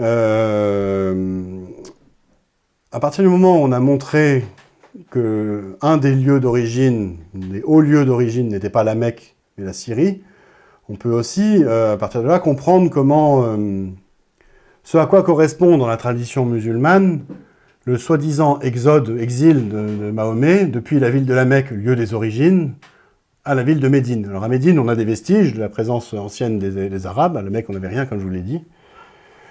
Et on voit que, à la date supposée par la tradition musulmane de cet exil de la Mecque à Médine, c'est exactement la date à laquelle l'empereur byzantin, après une première défaite contre les Perses, mobilise son armée pour repartir à la conquête de la Terre Sainte qui avait été prise par les Perses, repartir à la conquête de Jérusalem qui avait été prise par les Perses et donnée aux Juifs en 614. Et on se dit que le fameux exil de Mahomet depuis la Mecque à Médine, il peut correspondre en fait très bien à un exil depuis la Syrie, via Pétra peut-être, jusqu'à Médine. Là, on a affaire à un vrai exil, et pas un truc de 400 km, mais un truc de plusieurs milliers de kilomètres qui les met à l'abri, parce qu'en fait, on a des témoignages de ce que les Arabes de cette région-là avaient été enrôlés dans l'armée des Perses, pour aller notamment reprendre Jérusalem à ce moment-là. Bon, ça avait raté, mais finalement, il l'avait fait, quoi. Donc en fait, ça, dans le travail qu'a proposé le Père Gallet, on se retrouve avec une situation, en fait, assez, on va dire, beaucoup plus facile à comprendre que ce que l'islam met lui-même en scène. Pour comprendre l'islam et pour se situer dans son référentiel, il faut croire que Dieu enverrait un ange pour révéler un texte, lequel texte serait sa parole au mot à mot, que Dieu interviendrait directement dans la vie de Mahomet, lui enverrait par exemple un cheval ailé qui ferait aller de la Mecque à Jérusalem, tout ça c'est dans la tradition musulmane, alors que là on a en fait un processus qui est assez simple, qu'on a pu retrouver à l'œuvre dans l'histoire de nombreuses fois, à savoir des gens qui ont un projet de conquête et de salut du monde, et qui vont s'en ouvrir à des populations pour les emmener avec eux dans leur projet. On a eu exactement la même chose, je vous parlais de Che Guevara tout à l'heure. Che Guevara, c'est un peu ce qu'il a essayé de faire en Amérique du Sud pendant un temps. Il est parti là-bas, il a essayé de convaincre les gens locaux qu'en le suivant dans la Révolution, ils allaient sauver le monde de sa misère et de son injustice. Puis il a réussi plus ou moins, il a plutôt échoué. Et c'est un peu ce qui s'est passé avec les Nazaréens. On peut tout à fait faire le rapprochement. C'est le même type d'idéologie, en fait, entre le communisme et le messianisme politique global. Le premier messianisme qui est celui des Nazaréens, et puis celui que deviendra l'islam par la suite. Alors on a guère plus de témoignages à propos du Mahomet de l'histoire, donc on peut présumer qu'il est mort vers les années 630, 632 comme le dit la tradition musulmane, 634 comme nous le dit un texte extérieur à l'islam, qui nous dit qu'en 634, un certain Mahomet commandait ses troupes en Palestine, dans une bataille en Palestine. Bon, en tout cas, une chose est certaine, c'est que fin 637, début 638, la ville de Jérusalem est prise par les Arabes, et les Arabes rentrent à Jérusalem à la suite d'une négociation avec le patriarche, l'évêque local, Sophrone, ce qui nous montre déjà que ces Arabes-là ne professaient pas une religion antichrétienne virulente comme l'est l'islam depuis. Et on le voit aussi par d'autres témoignages, ils étaient vus quasiment comme des chrétiens, qui professaient une foi en Jésus, mais un Jésus, Messie guerrier. Et donc, fin 637, le successeur de Mahomet, du moins le chef des Arabes à cette époque-là, le calife Omar, rentre à Jérusalem, et des témoignages d'époque nous expliquent que les Arabes rentrent guidés par des Juifs, des gens qui sont identifiés par des Juifs, et que la première chose qu'ils font quand ils arrivent à Jérusalem, et ça on a plusieurs témoignages qui se recoupent et qui nous l'expliquent, c'est de se précipiter sur le mont du Temple, de déblayer les débris et d'y reconstruire un temple. Et donc on a la preuve, on a par les témoignages qui se recoupent, la preuve que les conquérants juifs, nazaréens et arabes de Jérusalem en 638 y ont reconstruit le temple. Ce qui est quand même un événement très important, au moins pour les juifs. On ne reconstruit pas à la légère un sanctuaire sur le mont du Temple quand on est juif. Ça a un sens quand même, de construire sur le mont du Temple, on rétablit le temple. Le problème étant qu'on rétablit le temple, on rétablit les sacrifices, mais le Messie ne revient pas. On a entendu la chose, si le Messie était revenu en 637 ou 638, je pense que le monde aurait été mis au courant. Là, en l'occurrence, le projet échoue, c'est-à-dire on a beau avoir reconquis Jérusalem, reconstruit le temple, le Messie ne revient pas. Et donc on imagine qu'il y a pu y avoir une crise très grave entre les Nazaréens, chefs religieux, chefs politiques des Arabes, et les Arabes eux-mêmes, et que les Arabes se sont retournés contre leur maître en religion en disant « vous nous avez trompés, vous nous avez vendu monts et merveilles, vous avez expliqué que Jésus allait revenir, qu'on serait en quelque sorte ses vizirs ou ses ministres dans le monde libéré du mal qu'il allait établir. Et en fait, Jésus ne revient pas, vous nous avez trompés, vous êtes des traîtres, nous avons envoyé à la guerre pour rien, donc on vous tue. » Et là, on voit l'écho dans la tradition musulmane sous la forme du massacre des tribus juives de Médine, de ce qui a pu se passer en vrai entre les juifs nazaréens et les arabes. Mais une chose est qu'à partir du moment où on a été convaincu qu'on pouvait sauver la terre entière, que Dieu nous avait choisis, élevés au-dessus des autres hommes, qu'on avait un destin particulier et que celui-ci était de sauver le monde, on n'y renonce pas comme ça. Et ce à quoi on assiste en fait à partir de 640, c'est à une forme d'arabisation de cette espérance messianiste dont je vous ai parlé, qui était celle des Juifs nazaréens. C'est-à-dire que les Arabes continuent de se croire fondés à supprimer le mal du monde, à sauver la terre entière, en la soumettant à la loi de Dieu. Et c'est le moteur, en fait, de la conquête arabe qui se déroule à ce moment-là et qui se poursuit pendant quelques siècles encore après, quoi. Le problème étant, au sein des Arabes, que l'élimination des judéo-nazaréens a, en quelque sorte, complètement déséquilibré leur système religieux. S'il n'y a plus la justification juive, ou nazaréenne plutôt, on va plutôt l'expliquer comme ça, derrière le projet, comment est-ce qu'on pourrait justifier que Dieu aurait choisi les Arabes en particulier comme son nouveau peuple élu? Et en particulier derrière, comment le chef des Arabes pourrait se dire être légitime pour conduire la conquête au nom de Dieu, pour régner même au nom de Dieu? Et là, vous avez le ferment, la raison profonde de la guerre civile totale qui s'abat en fait sur les Arabes conquérants dès l'an 640, dont on a les traces dans la tradition musulmane, ils appellent ça la fitna, la dissension, et que les chroniques non arabes de l'époque décrivent également. C'est-à-dire une querelle absolue de légitimité autour de la question de savoir qui est assez légitime pour détenir le pouvoir. Et vous allez avoir comme ça, au fil du 7e siècle, la deuxième moitié du 7e siècle et encore après, et jusqu'à maintenant, parce que ça n'a jamais cessé en fait, une guerre incessante entre diverses factions de musulmans pour savoir qui est légitime pour être le chef au nom de Dieu.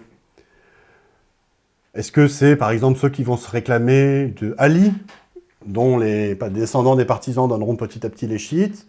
Est-ce que c'est ceux qui se réclameront de divers pouvoirs militaires, dont les descendants donneront petit à petit les sunnites? Vous voyez la racine profonde du conflit entre les chiites et les sunnites aujourd'hui. Est-ce que ça va être les partisans de telle faction, de telle autre? On a des témoignages de l'histoire qui nous disent, ben voilà, telle faction, leur chef a dit qu'il était le calife, par exemple. Être le calife, ça veut dire se prétendre le lieutenant de Dieu sur terre, étymologiquement en arabe, même si la tradition arabe a aussi donné le sens de successeur de Mahomet au mot de calife. Mais quand on se prétend être le calife et qu'on voit le mot apparaître dans l'histoire pour la première fois à propos du calife Omar, donc celui qui prend Jérusalem, ça veut dire derrière que le chef se prend pour le lieutenant de Dieu sur terre. C'est-à-dire qu'il prend lui-même le rôle du Messie, en fait. Il dit, bah ok, le Messie n'est pas redescendu quand on a reconstruit le temple, c'est pas grave, parce que le Messie, c'est moi. Et c'est moi qui vais faire le boulot. Et c'est moi qui vais conquérir la terre entière au nom de Dieu, qui vais la soumettre à la loi de Dieu, et ainsi de suite. Mais derrière, en face, vous avez des gens qui sont pas d'accord, en disant, ah non, non, c'est pas toi le calife. Nous, on est légitime. Parce que nous, on est lointainement, vaguement, dans la succession de celui qui nous avait endoctriné, Mahomet. On est, je sais pas, les partisans de sa fille. On a sa fille avec nous. On a ses compagnons avec nous. On est légitime parce qu'on a ses feuillets de prédication. Et donc on va se battre ensemble, et donc comme ça vous avez le calife Omar qui est assassiné, et puis son successeur qui est assassiné, et puis son successeur qui est assassiné. Et vous avez comme ça la guerre civile qui se déploie, des factions qui se font la guerre, et qui rivalisent en quelque sorte d'ingéniosité, pour pouvoir se dire plus légitimes les unes que les autres. Donc l'un se dit calife, l'autre va dire oui mais moi j'ai un livre, qui établit les Arabes comme ayant été choisis par Dieu. Oui, mais moi, je suis dans la succession de notre premier prédicateur. Oui, mais moi, j'ai la ville sainte des origines. Et vous avez comme ça, au fil des années, des concepts qui sont maintenant ceux de l'islam, qui apparaissent dans l'histoire, et dont on n'a pas la trace avant. On a des preuves, en fait, de ce que ça s'est passé comme ça, parce qu'on a des vestiges qui nous sont parvenus. Et ces vestiges, on les étudie que depuis très peu de temps. En particulier, la numismatique, qui est la science de l'étude des monnaies, c'est assez passionnant, révèle aujourd'hui quels ont été, on va dire, les différents symboles de pouvoir parmi les Arabes. Vous savez, quand on frappe une pièce de monnaie, c'est un acte politique très fort, c'est le souverain qui frappe la monnaie, et toujours la monnaie, y compris jusqu'à présent, on a fait figurer sur la monnaie les insignes du pouvoir, la symbolique du pouvoir, en fait. Et si on va considérer les monnaies les plus anciennes qu'on a pu trouver chez les tout premiers conquérants arabes, au 7e siècle, on voit qu'au début de la conquête, les califes font frapper des monnaies avec des symboles chrétiens, des croix chrétiennes. Ce qui est complètement incompatible avec le récit musulman traditionnel. Hein. Ce qui veut dire que ces premiers califes étaient, je ne vais pas vous dire qu'ils étaient chrétiens, mais ils étaient pseudo-chrétiens, très proches des chrétiens. On voit bien qu'il y avait une croyance en Jésus, une croyance dans la crucifixion même, puisqu'on est capable de mettre des croix sur les pièces.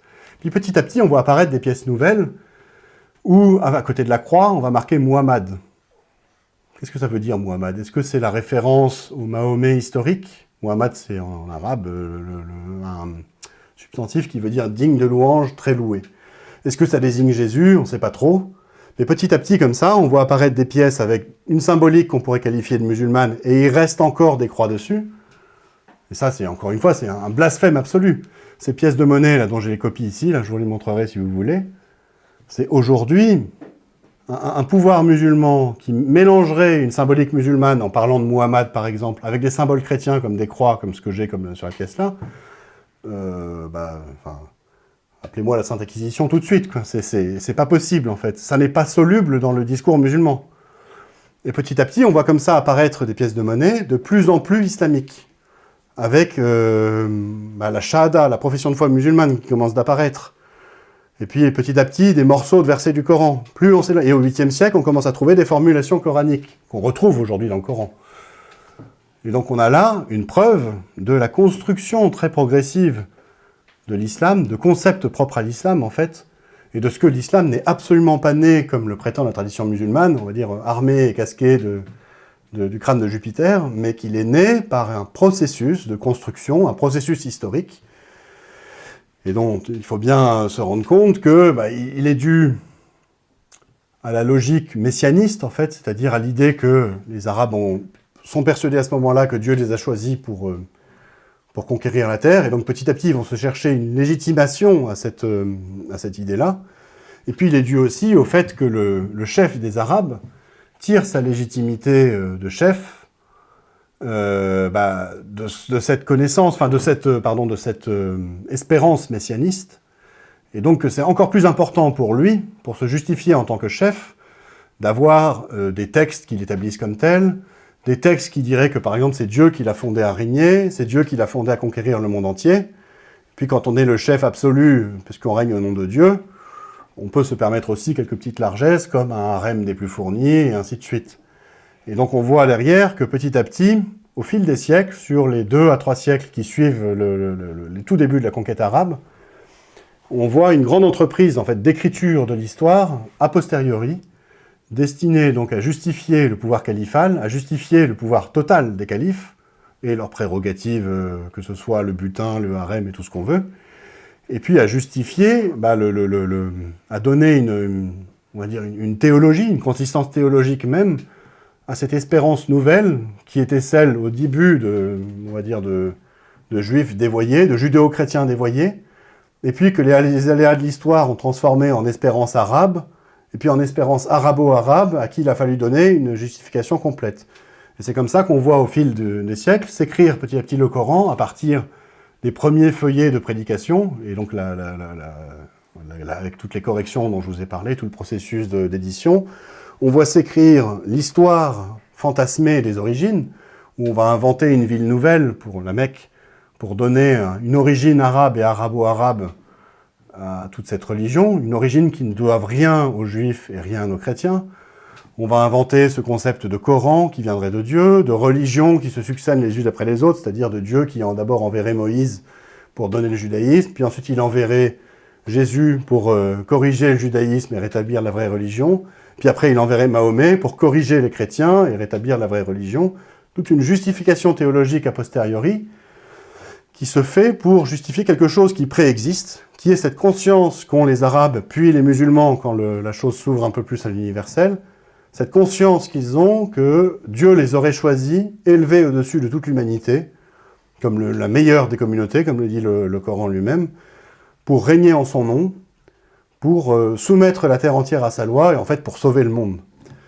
Et donc là, en fait, vous avez résumé assez simplement ce que j'ai appelé le grand secret de l'islam, à savoir l'islam n'est pas né du tout, comme il le dit lui-même, mais au fil d'un processus historique de plusieurs siècles, qu'on peut faire remonter au 1er siècle avec les Nazaréens, avec une étape très importante, c'est le moment où les Arabes prennent le pouvoir contre leurs inspirateurs nazaréens, milieu du 7e siècle, et puis après derrière, un processus de réécriture de l'histoire progressif sur 2 à 3 siècles, jusqu'à ce que l'histoire soit suffisamment, comment on pourrait dire, cohérente pour que le système soit autoporteur et tienne la route tout seul. Et ça, c'est à peu près au 9e siècle.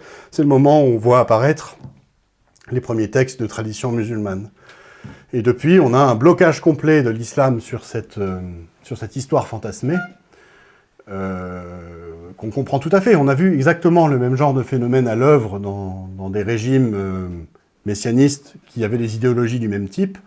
On peut voir par exemple ce qui se passe aujourd'hui en Corée du Nord comme étant la préfiguration de comme étant l'illustration de ce qu'a été par exemple l'islam au bout de 100 ans à 200 ans. Aujourd'hui en Corée du Nord, vous avez une idéologie officielle qui se réclame d'un Karl Marx complètement fantasmé. Vous allez voir, je ne sais pas si vous parlez coréen, mais le parti communiste nord-coréen a du Karl Marx juif allemand une vision très déformée et très adaptée à sa propre idéologie. Ils ne vont pas nous expliquer, par exemple, que ce que défendait Karl Marx était en désaccord avec ce que peut être le régime d'aujourd'hui. Et puis si vous regardez un petit peu la façon dont ils considèrent leur propre histoire, on a un phénomène de reconstruction de l'histoire qu'on a vu aussi en Union soviétique, quand on effaçait des photos officielles, les figures de Zinoviev, de Trotsky, on va dire des premiers dirigeants de l'Union soviétique qui ne satisfaisaient pas Staline. On a une reconstruction comme ça de l'histoire qui a pour but de justifier le pouvoir. Et aujourd'hui, par exemple, dans l'historiographie officielle de la Corée du Nord, le dictateur Kim, donc fils du dictateur Kim et petit-fils du premier dictateur Kim, il a quasiment maintenant un statut de demi-dieu. Et on ne peut pas remettre ça en cause. Et imaginez comme ça que dans cet environnement fermé, totalitaire, on continue la mise en scène de la réécriture de l'histoire petit à petit pendant des siècles et des siècles et des siècles. Ben vous avez à peu près l'histoire de l'islam, ça s'est passé comme ça, dans un environnement fermé, avec un pouvoir totalitaire, un pouvoir c'est-à-dire à la fois religieux, spirituel et temporel. Les califes ont réécrit l'histoire petit à petit pour se justifier, on arrive comme ça à l'islam. Et quand on regarde un peu ça en détail, on a du mal à prendre au sérieux la parole de Massignon que je vous lisais tout à l'heure, dans son bouquin de 1962 ou 63. Si je vous posais aujourd'hui la question, comme lui avait rédigé la réponse, est-ce que l'islam est vraiment la réponse mystérieuse, soi-disant, à la prière d'Abraham pour Ismaël et les Arabes, la réponse mystérieuse de Dieu à ça? Est-ce que Dieu a vraiment donné aux Arabes le Coran en signe de bénédiction, comme Massignon l'écrivait? Ben, on voit que non, en fait. La recherche historique s'est prononcée, on a compris ce que c'est que l'islam. On a compris que c'est une idéologie, avec derrière tout un processus historique qui a reconstruit une histoire pour se justifier. Bon, le relativisme de Massignon tombe complètement en pièces, quoi. Et alors, à partir de là, on peut en tirer quelques conclusions très importantes, parce que l'épine dorsale de l'islam, elle n'a pas changé. Par rapport aux Nazaréens, ce sont toujours des gens qui se croient choisis par Dieu, élevés au-dessus des autres hommes, pour soumettre le monde à la loi de Dieu et sauver la terre entière, quoi. Et donc on comprend bien que l'islam, en fait, est un sous-produit du christianisme, de l'espérance chrétienne qu'un jour, le monde sera complètement délivré du mal. Il y a d'abord eu l'espérance chrétienne, puis après il y a eu sa déformation, son dévoiement chez les Nazaréens, puis dans l'islam. Et derrière, c'est ça, en fait, qui est comment on peut dire, la grande caractéristique de l'islam. L'islam, c'est pas le Coran, ou la tradition, ou Mahomet. L'islam, c'est la croyance que l'islam est la solution à tous les problèmes du monde. C'est ça qui fait la foi des musulmans. Si vous comprenez ça, je pense que vous avez compris l'islam mieux que la plupart des islamologues. Un musulman, vraiment musulman, le fond de sa foi, c'est l'espérance totale que l'islam va résoudre tous les problèmes, toutes les injustices, toutes les corruptions, va sauver les Palestiniens, va, je sais pas moi, résoudre les problèmes de pauvreté, et ainsi de suite. Et que, de toute façon, quoi qu'il arrive, à la fin des temps, le monde entier sera islamique, c'est le sens de l'histoire. Vous avez compris aussi, un autre grand fondamental qu'on peut retenir de l'histoire de l'islam, qu'il y a toute une logique de reconstruction a posteriori de l'islam pour justifier de cette espérance dont je viens de vous parler. Donc on a reconstruit un Coran comme justification de légitimation de l'espérance. On a construit une figure prophétique à Mahomet pour dire, bah, si on a un Coran, il faut bien qu'on ait un prophète. Et donc on a transformé un des prédicateurs initiaux en figure prophétique. On a inventé toute une histoire sainte, avec des lieux saints même, comme la ville de la Mecque. Mais derrière ça, vous comprenez que ce qui compte en islam, c'est pas forcément le Coran ou la figure prophétique de Mahomet ou l'histoire sainte. L'important, c'est de justifier l'espérance. L'espérance que l'islam va sauver le monde entier, en fait. C'est ça qui compte. Ça compte tellement que bien vient un moment où les mémoires ont été tellement déformées que de toute façon, on a perdu le souvenir de ce qui s'est réellement passé. Il peut en rester des bribes, hein, comme je vous l'ai dit, par exemple, le massacre des Juifs, des judéo-nazaréens, des chefs judéo-nazaréens par les Arabes au moment où l'Alliance s'est retournée. On la retrouve de façon très déformée, très lointaine dans la tradition musulmane, sous la forme donc, du massacre des tribus juives de Médine. Vous voyez donc derrière que quand on aborde l'islam, il y a deux façons de le considérer. Soit on considère l'islam selon ce qu'il dit de lui-même, selon sa propre tradition, mais on en reste vraiment là à la surface des choses, même si cette surface peut quand même déjà nous en apprendre. Soit on considère l'islam, on va dire, au fond des choses, et non pas à la surface, en rentrant dans l'histoire réelle de ses origines, et là on comprend, c'est comme un mécanicien qui ouvre le capot de la voiture et qui va disséquer le moteur, il en comprend d'autant mieux comment fonctionne la voiture. On comprend aussi, avec ce que je viens d'expliquer là, que en plus de la logique de justification de l'espérance que portent les musulmans que l'islam va sauver le monde entier, l'islam a obéi aussi à une autre logique, qui est celle de justifier le pouvoir des chefs. Et il y a ces deux logiques-là à l'œuvre dans l'islam. Justifier le fait que Dieu aurait choisi les Arabes, enfin choisi les musulmans et les aurait élevés au-dessus de la terre entière et ainsi de suite. Et puis justifier que le chef est le successeur de Mahomet, qu'il a quasiment tous les pouvoirs et qu'il a tous les privilèges. Donc fondamentalement, l'islam, c'est la religion aussi du pouvoir, c'est la religion du pouvoir totalitaire, et la religion en tant que telle, qui est d'ailleurs un mot qui n'existe pas en islam. Religion, c'est un mot occidental. Le mot en islam, c'est le mot de din, din qui veut dire justice au sens biblique, c'est-à-dire l'ensemble des comportements et des actes qui sont commandés par l'islam, et non pas une croyance spirituelle. La religion en islam, c'est la clé totale de l'exercice du pouvoir. Le pouvoir a besoin de la religion, et la religion lui assure ce pouvoir. C'est exactement ce qu'on appelle un système totalitaire. Et puis on retiendra aussi de cette traversée de l'histoire de l'islam que la guerre civile entre musulmans, elle est consubstantielle à l'islam, en fait. C'est-à-dire qu'il y aura toujours dans l'islam un questionnement de la légitimité des chefs. Est-ce que tu es légitime pour exercer le pouvoir au nom de l'islam ou pas? Prouve-le. Et ça, c'est le fondement d'une guerre civile incessante qui n'en finit pas aujourd'hui. On comprend pourquoi les musulmans ne cessent de s'opposer les uns aux autres, se font systématiquement la guerre les uns aux autres. Et pourquoi aussi ils font la guerre au monde entier. Ça, c'est la logique de l'idéologie messianiste. C'est celle qui pousse les conventionnels à déclarer la guerre au monde en 1792 pour répandre la révolution partout. C'est la logique de la révolution bolchevique. En fait, c'est la logique globale du messianisme. Donc voilà des fondamentaux historiques très importants qui nous permettent de comprendre l'islam en fait dans sa profondeur. Et à partir de là, ça nous permet aussi d'aller interroger l'islam aujourd'hui. Ça, ce serait plutôt des éléments de conclusion et on peut dire de prospective que je voudrais vous donner maintenant à partir de ce travail-là. On peut tout à fait interroger l'islam, comme le titre le Père Pagès dans un de ses livres, en interrogeant en fait les espérances qui animent les musulmans, qui habitent les musulmans, qui investissent leur conscience.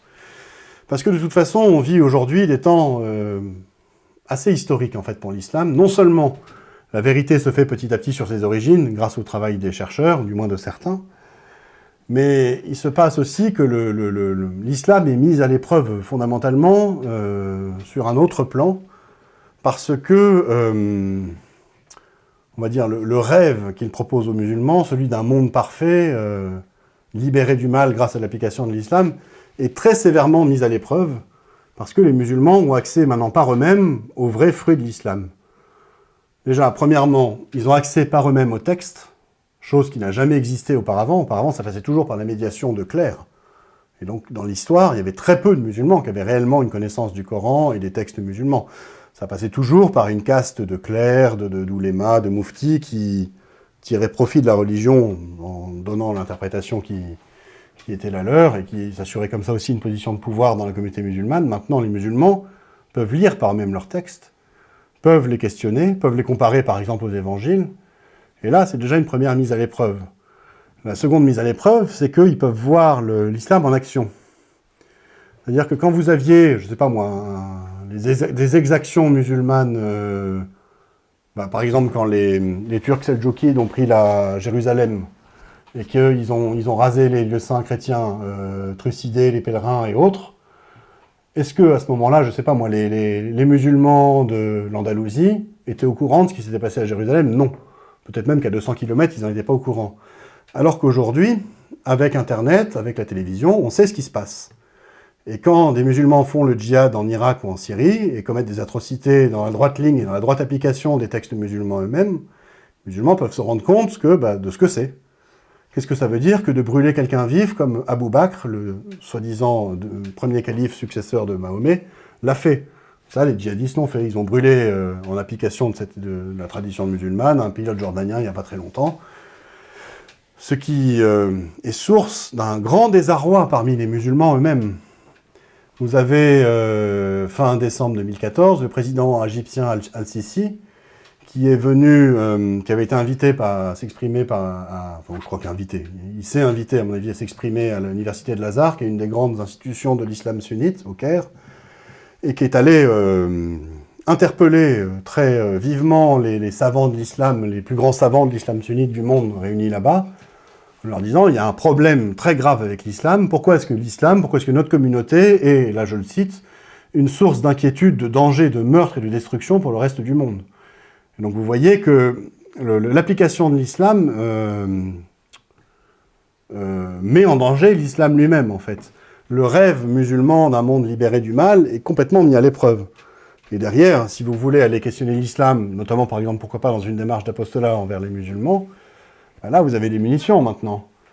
Et il y a de quoi faire, quoi. Mais bon, le problème de fond derrière, vous voyez bien que c'est pas forcément d'aller critiquer le texte coranique parce que le texte n'est pas bien.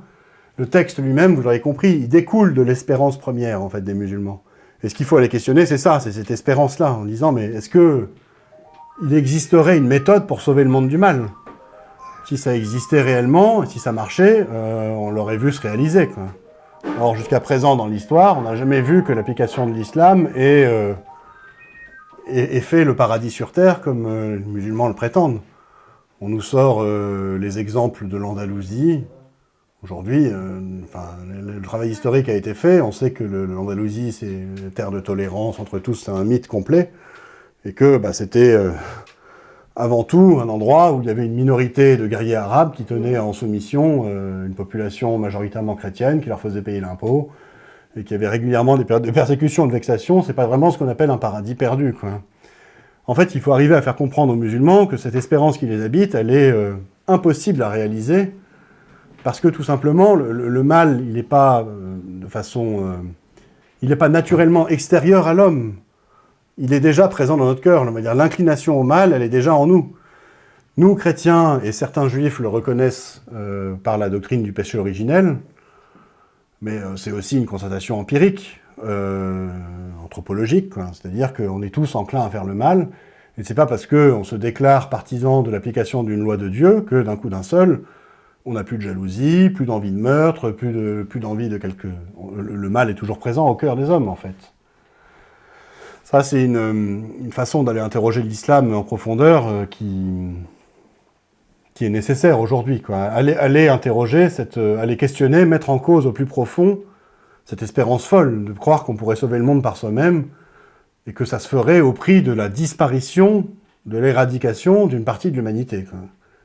À la fin de mon petit bouquin, là, Le Grand Secret de l'Islam, j'ai cité Solzhenitsyn, le dissident soviétique célèbre, qui, dans un de ses livres, expliquait ce qu'il avait compris, en fait, alors qu'il était lui-même, au début de sa vie, on va dire un communiste, comme beaucoup de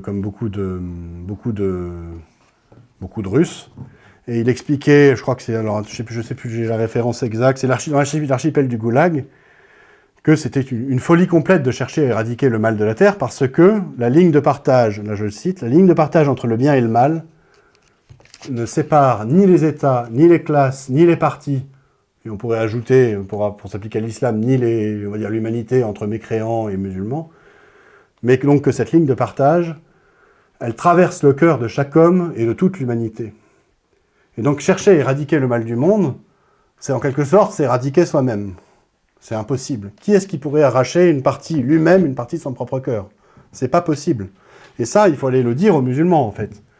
Il faut aller leur dire. Et je pense, moi, que c'est le rôle des chrétiens, parce qu'il n'y a que les chrétiens pour leur dire ça, puisque quasiment, on va dire, tout le reste de la société est lui aussi pris dans des idéologies de monde parfait, de monde d'où le mal aurait été expulsé, éradiqué. On va dire dans notre France des Lumières et notre Occident des Lumières même, c'est une idée qui est générale. L'idée que, je sais pas moi, on éradiquerait le mal en n'ayant plus de racisme, en étant tous gentils les uns avec les autres, en vivant tous dans la grande amitié des peuples multiculturels et la consommation heureuse. Vous voyez, c'est le même genre d'idéologie que l'islam, peut-être moins directement violent, mais derrière avec la même légitimation de la violence, puisque au final, on aura séparé à chaque fois l'humanité en deux, entre le camp du bien et le camp du mal. Pour les musulmans, le camp du bien, c'est l'islam, c'est les musulmans eux-mêmes, le camp du mal, c'est tout le reste. Pour, je sais pas moi, un idéologue d'aujourd'hui progressiste, le camp du bien, ce sera l'antiracisme multiculturel, pro-gender, je ne sais quoi, et le camp du mal, ce sera tous les obscurantistes de toutes sortes, quoi. Alors, il y a aussi, une fois qu'on se rend compte de tout ça, une autre question qui vient s'ajouter à ça. Quand on a compris, comme j'essaye de vous l'expliquer là, ce que c'est qu'une idéologie, en fait, ce que c'est qu'un messianisme qui vient complètement investir les consciences, qui rend les gens complètement fous, qui les obnubile, qui les empêche de penser par eux-mêmes, parce qu'ils ne voient que le but à atteindre et pas les faits, et pas ce qui se passe en vrai, et qu'on cherche à se servir de gens pour faire des choses, on se dit c'est génial toutes ces idéologies en fait. Il suffit, quand quelqu'un est un fou furieux au point d'aller faire la révolution et de tuer et de se faire tuer pour ça, eh ben, on est très tenté de se servir de ce genre de personnes. Et c'est très facile de manipuler un anarchiste, ou un communiste, ou un révolutionnaire, ou un djihadiste. Il suffit de lui expliquer qu'en allant se faire péter là, ou en allant faire le combat là-bas, eh ben, il sert la volonté de Dieu, ou il s'inscrit dans le sens de l'histoire, et ainsi de suite. Et vous avez comme ça des manipulations du fanatisme musulman qui sont très importantes aujourd'hui. On en a pris conscience grâce notamment avec l'intervention des Russes en Syrie, mais bon, historiquement, on l'a vu par exemple en Afghanistan, hein, les responsables américains se sont exprimés sur le sujet, ils ont manipulé des djihadistes, dont Ben Laden, pour attirer les Russes dans un piège en Afghanistan et leur faire la guerre là, à la fin des années 70, début des années 80. Qu'est-ce qu'un musulman à qui on va dire « mais regarde ce que fait l'islam, il permet à des puissances vraiment mauvaises, et que toi-même, en tant que musulman, tu reconnais comme mauvaises, des puissances d'argent qui veulent un pouvoir sans partage sur le monde, ça leur permet de manipuler des gens au point qu'ils aillent faire la guerre pour leurs intérêts. Ça leur permet de manipuler les musulmans qui, je sais pas, partent d'Espagne ou de France ou de Grande-Bretagne pour aller faire le djihad en Irak. Pourquoi ? Pour que les gens qui possèdent les grandes compagnies pétrolières ou gazières puissent faire encore plus de profit pour la suite. Et c'est à ça que sert l'islam aujourd'hui. Et pourquoi est-ce que c'est si facile de tromper les musulmans ? Et au final, c'est pas si différent de ce que faisaient les califes. Les califes des premiers temps, en se posant comme chef des musulmans, en quoi ils faisaient des choses si différentes que, je sais pas moi, le gouvernement américain ou les grands intérêts financiers qui possèdent par exemple Exxon et le Qatar, quoi. Bon, ça peut expliquer tout ça, qu'il y ait on va dire, cette mise à l'épreuve du rêve musulman, ça peut expliquer un rejet croissant qu'on voit de l'islam dans les pays musulmans. Alors ça, on en a peu conscience ici en Occident, où on vit une très forte migration musulmane, et l'affirmation d'un islam de plus en plus identitaire et de plus en plus conquérant à mesure que le nombre de musulmans s'accroît. Il faut voir qu'on a de l'islam une vision très subjective à cause de ça. À cause du fait que les musulmans qu'on a chez nous sont beaucoup plus virulents que la plupart des musulmans qui sont dans les pays musulmans. Dans les pays musulmans eux-mêmes, l'islam est en crise. Et en crise très grave, en fait. Et depuis quasiment 150 ans. C'est ce que j'ai expliqué dans mon dernier bouquin avec le père Michel Viau, la laïcité mère porteuse de l'islam. Ça fait maintenant 150, 200 ans que l'islam et l'Occident se sont rencontrés au plus intime, en fait. On est bien au-delà des croisades, on a passé le stade de la colonisation. Les musulmans, en fait, ont réalisé que l'islam, en quelque sorte, avait perdu face à l'Occident. Ils se sont fait coloniser, les armées américaines sont 100 fois plus puissantes que les armées musulmanes. Le califat a été aboli en 1924 par le dirigeant turc Kemal Atatürk, le dictateur. On va dire que les structures mentales de l'islam traditionnel se sont effondrées. Il n'y a plus d'islam triomphant dans un grand empire musulman. Et tout est à reconstruire, en fait. Et les musulmans, aujourd'hui, sont dans un désarroi important. Alors, ils se sont donné des raisons d'espérer à cause de leur démographie, mais qui est le fruit quand même de la colonisation et de l'introduction de techniques médicales et autres. Ils se sont donné des raisons d'espérer grâce au pétrole et au gaz, qui leur font croire que Dieu, quand même, ne les a pas abandonnés, puisqu'il aurait donné du gaz et du pétrole aux Saoudiens, ce qui ne sont pas quand même les meilleurs des musulmans. Mais bon, ça c'est autre chose. Mais sinon, ils sont dans un grand désarroi, et l'islam essaie de se recomposer aujourd'hui, mais ça marche pas très bien non plus, hein. Vous avez donc la réforme salafiste qui s'est mise en place, mais pour beaucoup, vous avez beaucoup de musulmans qui en ont ras-le-bol, en fait. Qui en ont ras-le-bol, et qui abandonnent l'islam sans le dire. Il y en a qui gardent une pratique extérieure, de toute façon, ils sont plus ou moins contraints en pays musulmans. Mais je sais qu'en Égypte, on parle de millions de musulmans qui ont abandonné l'islam, qui n'osent certainement pas s'en ouvrir en public pour le moment, mais si vous êtes chrétien et que vous affichez comme chrétien, si vous êtes par exemple prêtre en soutane ou en habit, et que vous prenez le taxi, vous avez un chauffeur de taxi sur deux qui vous dit qu'il n'est plus musulman. Parce que là, dans le taxi, on est tous les deux, on peut parler, quoi. Ça, c'est le témoignage que nous donnent les Coptes ou les catholiques là-bas quand ils reviennent d'Égypte. Vous avez en Géorgie une province entière qui a abandonné l'islam. On parle de centaines de milliers de personnes, et qui est revenue à l'orthodoxie, religion de leurs ancêtres. Vous avez comme ça des vagues d'apostasie et de conversion sans précédent dans l'histoire. On n'a jamais vu autant de convertis chrétiens depuis l'islam.